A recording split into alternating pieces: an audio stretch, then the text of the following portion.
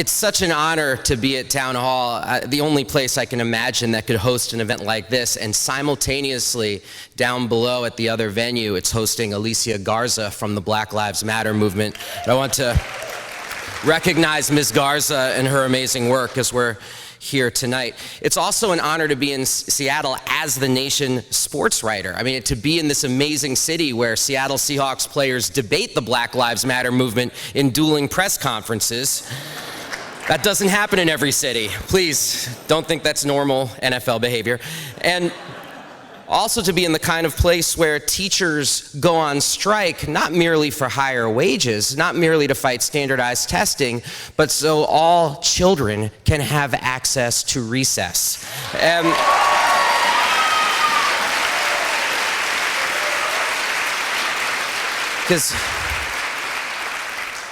Because as much as they try to make play a privilege, play is a right for every child in this world. Not just for Bill Gates' kids. We get to play too. So I'm just also so happy. One of my dear friends is here tonight, one of the teachers in Seattle. He was mentioned earlier, Jesse Hagopian. And I just wanted to recognize Jesse for his work with the strike. I had lunch with Jesse today, and I said, what was it like to be walking around Seattle wearing your strike colors while all the schools were shuttered? And he said it felt like the Mariners won the World Series and the Seahawks won the Super Bowl on the same day. It's great to be somewhere where solidarity is more than just a slogan, but it's a way that people actually live and interact. So, yes, I do write about sports for the nation. That's not a punchline or a joke or a setup. That is my job. And it's an amazing gig. I'm the luckiest dude in the world because I get to cover issues that the corporate sports media, frankly, just does not cover. Issues like the public funding of stadiums, issues like greedy sports bosses, issues like the ripping of teams away from communities just because fans are not willing to pay billionaires for the privilege to watch. I'm sure you in Seattle have no idea what that feels like. And for me, I mean, that was a great radicalizing issue for me at the intersection of sports and politics. I went to college in Minneapolis, St. Paul. Any Twin Cities folks here by chance? Awesome, right on. And when I was in college, I would go watch the Twins at a stadium called the Hubert H. Humphrey Metrodome. Yes, named after a liberal hero, and yes, the most disgusting stadium you've ever seen. I mean, it was like watching a baseball game inside a large green condom.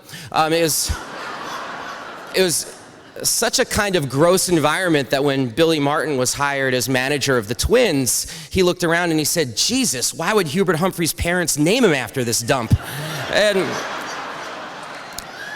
And so the Twins needed a new stadium. As a Twins fan, I believe they needed a new stadium. But what was so shocking to me was that even though the Twins had the richest owner in Major League Baseball, Carl Pohlad, he was devoting his life to making sure that fans paid for the new stadium. And even though in 6 separate referendums, the people of Minnesota said they did not want their tax dollars going to a stadium, he still won that funding. And they did build a new $1 billion stadium completely on the public dime.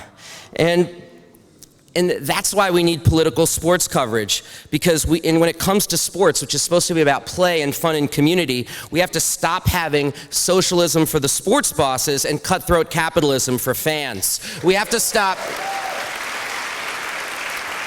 having this arena in American life where debt is socialized but profit is privatized. I'm sure that's just in sports.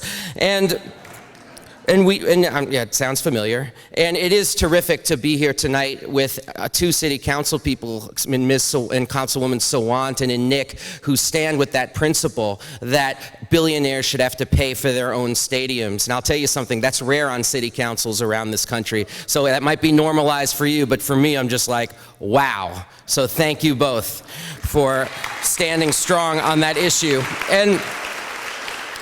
And that's how, John Nichols jibes aside, that's actually how the nation has always covered sports. It's fascinating looking back at their sports coverage over the last 150 years, because the corporate sports media in the moment is wrong all the time. It's unbelievable looking back.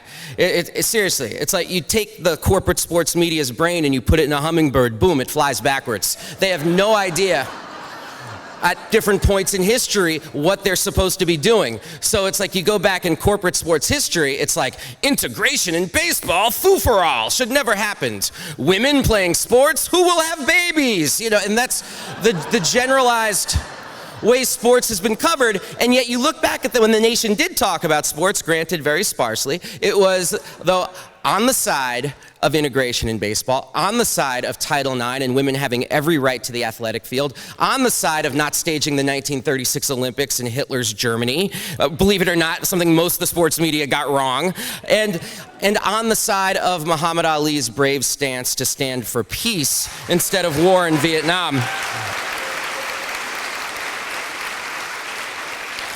And that goes to the short reading I'm about to do, because it involves Muhammad Ali, and it also involves the great Victor Novatsky's wonderful theory about what the nation is supposed to be. Victor Novatsky, the former editor-publisher of The Nation, he had a theory that he said, we need to have a magazine where liberals and radicals can duke it out. And this, to me, shows that so beautifully. As former Nation editor Carey McWilliams, he wrote into the magazine on July 22nd, 1978, and his letter was called Muhammad Ali for Congress. And this is what Carey McWilliams wrote. He said, at 36, Ali's fighting career is about over, but then what will he do? He's not a man who would be content with being a celebrity. He would soon be bored with a career as a media personality. One gets the feeling he would that he would like to be socially useful, but not in the philanthropic route.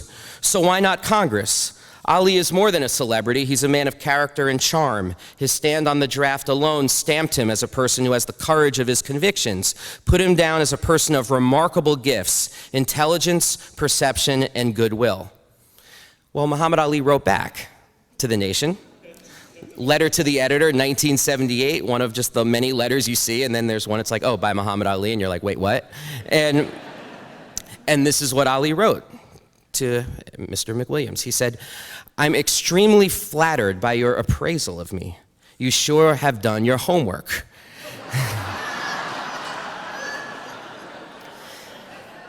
It ain't often that I am quoted so accurately.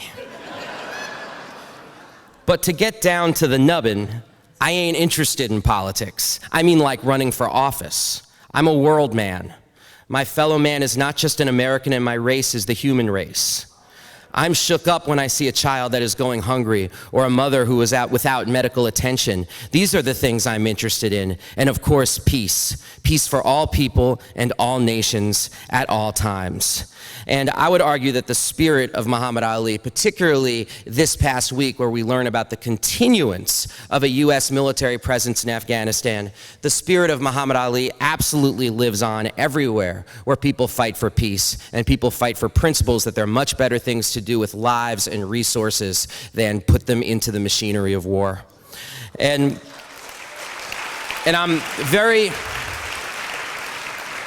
I'm just so proud to work for a publication that lets me talk about sports like that. And now I have the absolute privilege of introducing our next speaker. She is serving her first term in the Washington State Senate. She represents one of the most racially and economically diverse districts in the state. She's the founder of Washington State's largest immigrant advocacy organization. She led the largest voter registration drive in the history of your state, and she's a contributor to numerous publications, including The Nation. I give you Pramila Jayapal.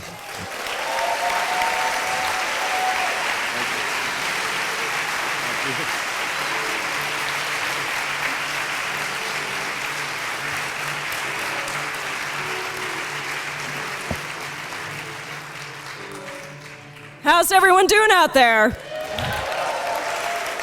So here it is. I think I'm the only state elected official here tonight, so I think that gives me the right to offer to the nation, to Katrina, Richard, and John, a lifetime subscription to Washington State and Seattle. But I can just tell you, you better buy your property now. So it's really incredible to be here tonight, and I'll tell you that listening to Nick and Shama and thinking about my own trajectory and why I've gone from being an activist on the outside to being in Olympia is because I realized after 20 years of working for immigrant rights, for civil rights, for all the things that we care about, that instead of asking other people to do it, why don't we get in there and do it ourselves, right? Why don't we take over the system and do the organizing that we need to do on the inside and the outside? And it's been a real privilege to serve in the Washington State Senate as horrendously, I'm trying to think of a polite word, dysfunctional, how about that? Dysfunctional as it is down there. The reality is we have to reform our tax system in this state, and I'm ready to do that.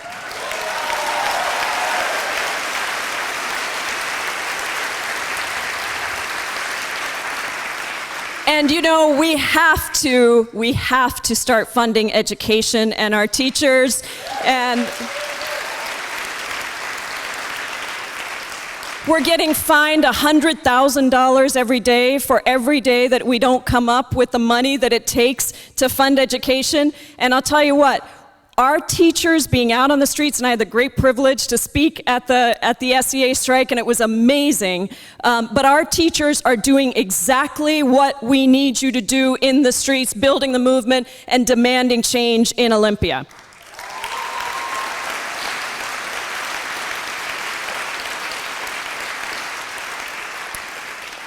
So my reading tonight is Eleanor Roosevelt, Fear is the Enemy. This is a letter that she wrote, or I think it was a piece that she wrote for The Nation on February 10th, 1940. When fear enters into the hearts of people, they are apt to be moved to hasty action. Here in this country today, we find people who have never sufficiently cherished their democracy to understand fully their obligations as citizens. Yet now, they are taking fright because ideas which have obtained a hold in other countries have crossed the water and are appearing in certain groups in the United States. These ideas can only appeal to those who do not really understand what democracy means, or who, for one reason or another, have had their faith shaken in the efficiency of democracy. We who believe in democracy should not be so much concerned with stamping out the activities of these few groups or individuals as with developing among the people in this country a greater sense of personal responsibility toward a democratic way of life. It is our job to know what democracy means and to try to attain real democracy. We do not move forward by curtailing people's liberty because we are afraid of what they may do or say. We move forward by assuring to all people protection in the basic liberties under a democratic form of government, and then making sure that our government serves the real needs of the people. Let us beware of unreasoning fear which will make us curtail these liberties and prevent a free expression of new ideas. Where the majority rules, there is little danger of moving too fast. When the power becomes concentrated in the hands of a few, there is great danger that the majority will not be able to move at all. So I just want to speak briefly to the context and to the person. February 10th, 1940, the interesting thing about that for me when I first saw this quote was that it was almost exactly 2 years later, on February 19th, 1942, that Franklin D. Roosevelt signed Executive Order 9066, which led to the internment of 120,000 Americans of Japanese ancestry. And Eleanor apparently privately spoke out against Executive Order 9066, and she defended Japanese Americans, so much so that the LA Times actually called for her to be, quote, forced to retire from public life over the issue. And Eleanor herself was kind of a groundbreaking first lady, I mean, especially for that time, but even for today. She didn't always agree with her husband, and she often said so publicly. She was beloved by African Americans, and a lot of things that I've read have said that it was really she who brought the African American voting bloc to Roosevelt. And in fact, she was reviled by many white Southerners at the time because of her support of African Americans. And she also thought and wrote deeply about fear, not just as an intellectual proposition, but because she herself felt fear a lot. And she had a great essay about this in another book. And so I just wanted to tie that back to my start in politics, and this very place, actually, but after 9/11, when we were seeing the Patriot Act passed, we were seeing the detentions and deportations of Arabs and Muslims and South Asians around the country, and a group of us came together and formed what was then Hate Free Zone, now One America. And we were right here in this building, so thank you, Town Hall. We had 1,200 people in this building. I think we broke the fire code that night. But it wasn't just the typical crowd, right? It was Arabs, Muslims, Sikhs, communities that had never participated in democracy before, actually coming out and saying, we cannot have our liberties and our rights abused in this way. And we went on to file a nationwide class action lawsuit against the government around the deportation of 5,000 Somalis across the country, and we won that. We collectively won that.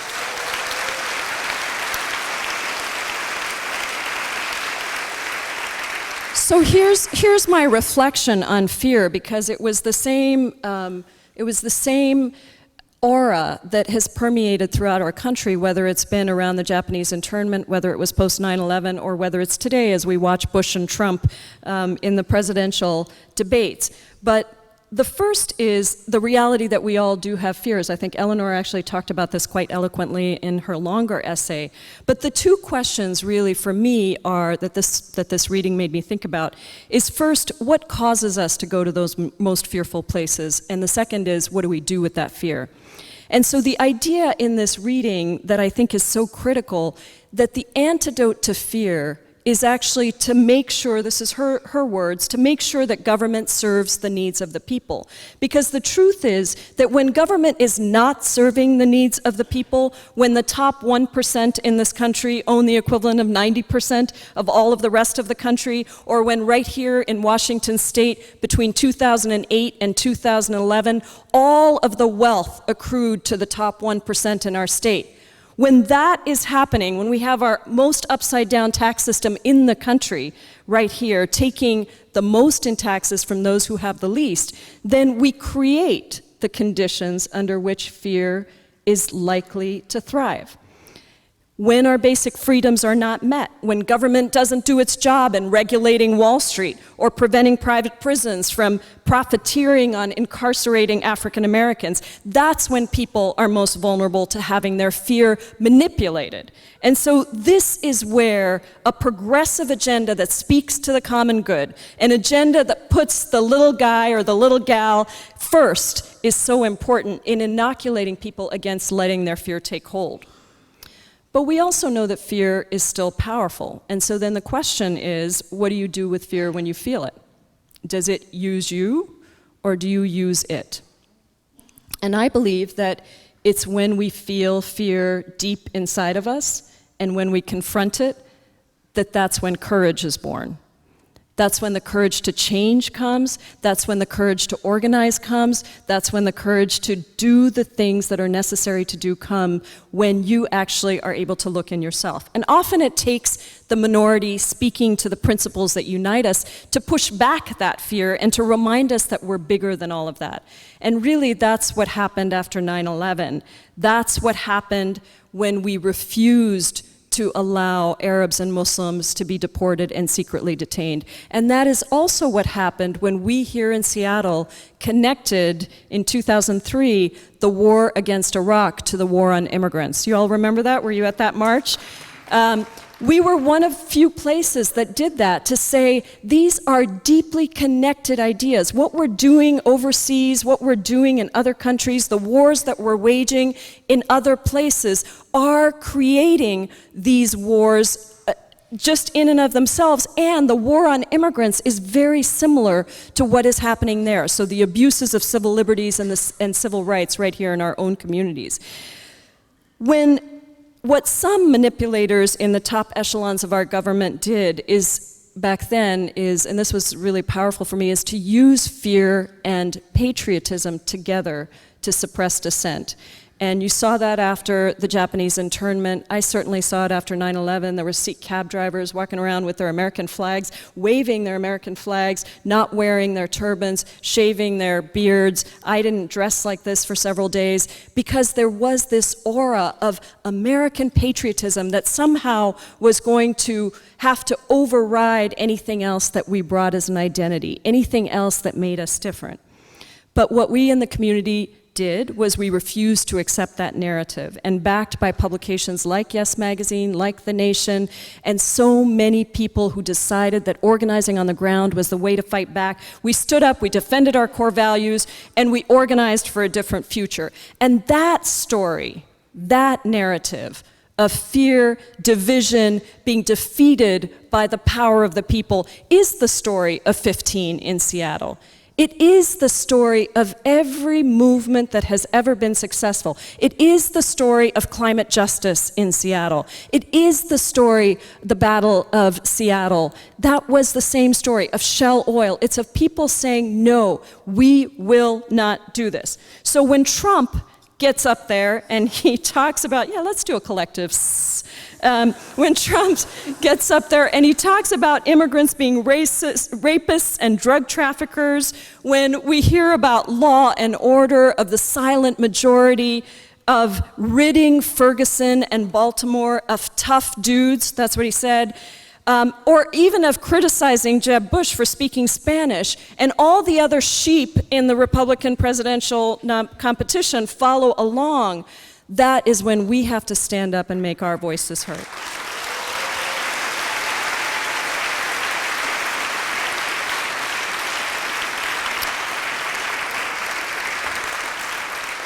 So what gives me hope, though, is that there are three movements today that to me are really exemplifying the power of the people and the power of the people to push back against fear. One is the movement for Black Lives, and it is an incredible...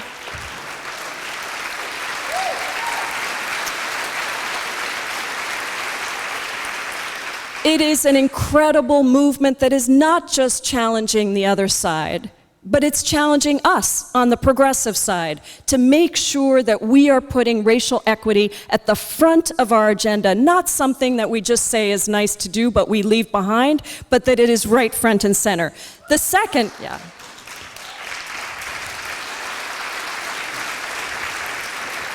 The second is the movement for income equality. And the fight for 15 is amazing, and it is going to continue. And you know what? I had a bill last session to raise the minimum wage to $12 across the state. They didn't want to take it. It is going to be a lot bigger when it's at the ballot. And then the third and final one I wanted to mention is the movement for climate justice, because what we are seeing in the streets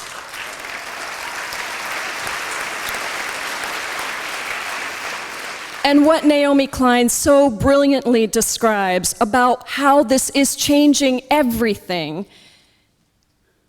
is really the issue for our next generation, but also for us today about what we do with the future. And so I wanted to end by just saying I wrote something after the Bernie Sanders rally. I think many of you probably saw it. And I wrote something about what I think we need to do, and I thought I'd end with that. In the end, if we want to win for all of us on racial, economic, and social justice issues, we need multiple sets of tactics working together. Some are disruptive tactics. Some are loving tactics. Some are truth-telling tactics. Some can only be taken on by white people, and some can only be taken on by people of color. Sometimes we need someone from the other strand to step in and hold us up, and other times we have to step out and hold them up.